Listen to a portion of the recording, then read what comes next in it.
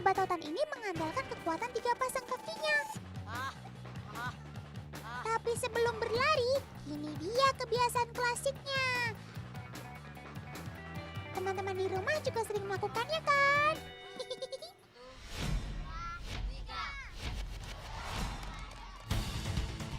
Rupanya, hawa panas dari mulut seperti ini akan membuat kelomang keluar dari persembunyiannya dan berlari sekencang mungkin.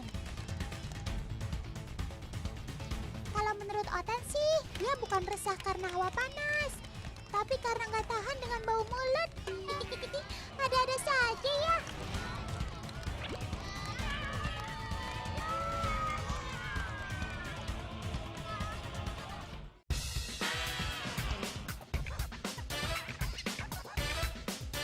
Teman, sobat-sobat Otan ini sering dijadikan hewan peliharaan dengan tampilan menawan loh. Lihat, cantik-cantik ya teman. Tapi ini asli loh, hanya digosok agar mengkilat. Bukan hasil diwarnai dengan bahan kimia seperti yang dijual di dekat sekolah kalian. Padahal zat pewarna kimia itu kan berbahaya buat sobat Otan ini. Makanya kalian gak boleh meniru perilaku ini ya.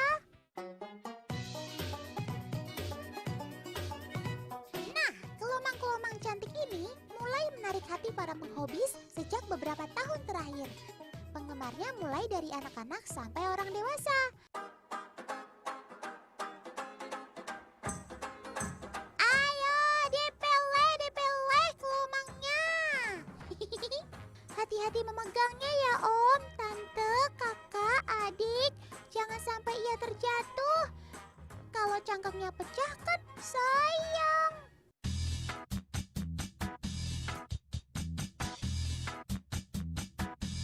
Di setiap daerah punya sebutan berbeda untuk sobatku ini. Ada omang-omang, keong, atau kurmang. Tapi apapun sebutannya, yang pasti habitat si kelomang ini bisa dijumpai di pantai berpasir karena dia menyukai daerah yang lembab.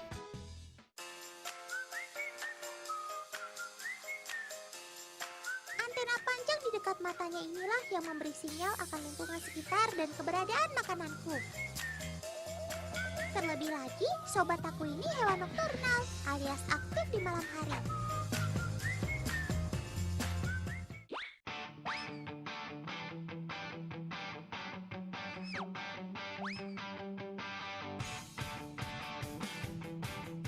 Cangkang yang ditempatinya bukanlah cangkangnya sendiri. Kelomang biasa menempati cangkang hewan lain. Biasanya sih milik siput laut yang sudah kosong untuk dijadikan rumahnya.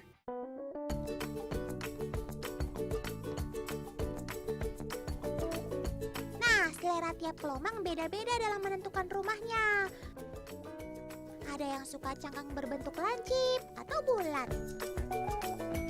Cangkang inilah yang dijadikan rumah dan dibawa kemanapun kelomang pergi. Bila ada ancaman, dia akan segera masuk ke dalam rumah dan menyembunyikan tubuhnya.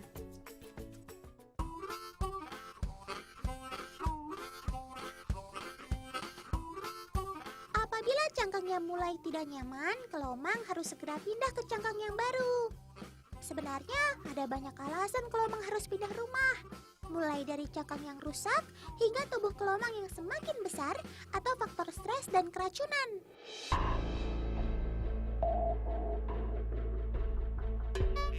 Sebelum pindah, kelomang akan mensurvei dulu cangkang barunya. Ia akan memasukkan kakinya dalam cangkang untuk mengecek apakah tubuhnya nanti bisa muat untuk menghuni rumah baru ini.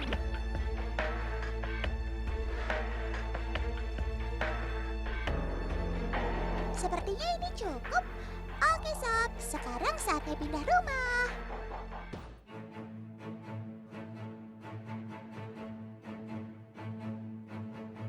Ia akan memasukkan bagian perutnya terlebih dulu.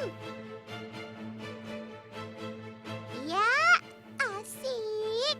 Cangkang ini pas sekali untukmu sob. Wih, cepat banget. Keren banget rumah barumu sob. Pintar sekali kamu memilihnya.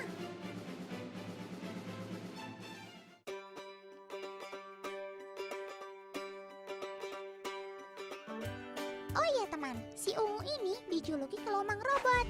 Ada yang tahu kenapa? Coba deh perhatikan tubuhnya baik-baik. Si robot ini punya ruas-ruas kaki yang berbentuk kotak-kotak atau persegi, persis seperti tubuh robot. Ia tergolong kelomang yang sangat agresif dan paling galak. Nah, kalau si merah ini disebut kelomang stroberi. Dari namanya saja sudah jelas ya mengapa dia disebut stroberi. Sudah pasti karena ada motif apel putih di tubuhnya. Nah, si merah ini tergolong kelomang yang paling kalem dan gak agresif dibanding kelomang jenis lain. Di alam, kelomang ini dijuluki si pemulung dari pesisir pantai. Dia dan teman-temannya memakan sisa-sisa organik seperti ikan, kepiting, atau buah-buahan yang jatuh sebelum semuanya membusuk. Dengan begitu, pantai menjadi bersih dan terhindar dari bau busuk. Kalian paham kan sekarang bagaimana pentingnya keberadaan kelomang bagi ekosistem pantai?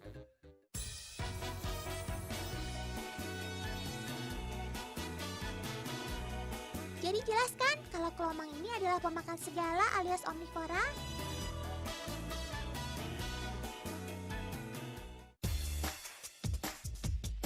Kelomang memiliki 10 kaki.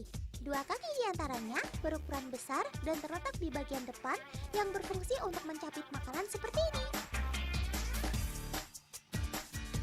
Nah, sepasang kaki kecil di bawah mulutnya untuk memegang makanan dan membantu memasukkannya ke dalam mulut.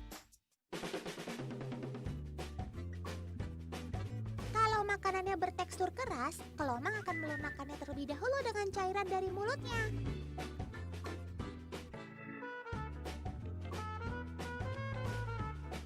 Oh iya, meskipun sobat otan ini termasuk kelomang darat, dia tidak bisa lepas dari air. Kelomang harus selalu menjaga tubuhnya agar tidak dehidrasi dan tetap lembab.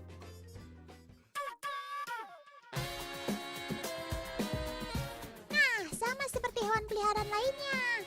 Teman-teman di rumah bisa menyiapkan krabitat atau crab habitat yang nyaman dihuni sobat otan ini.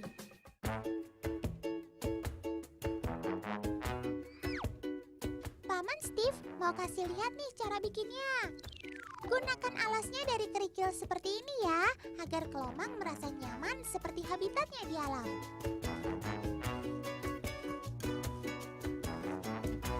Oh iya, terumbu karang ini bukan sekedar hiasan loh. Kandungan mineral di dalamnya menjadi sumber kalsium untuk si kelomang.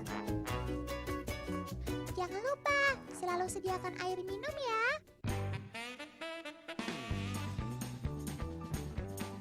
Mudah kan?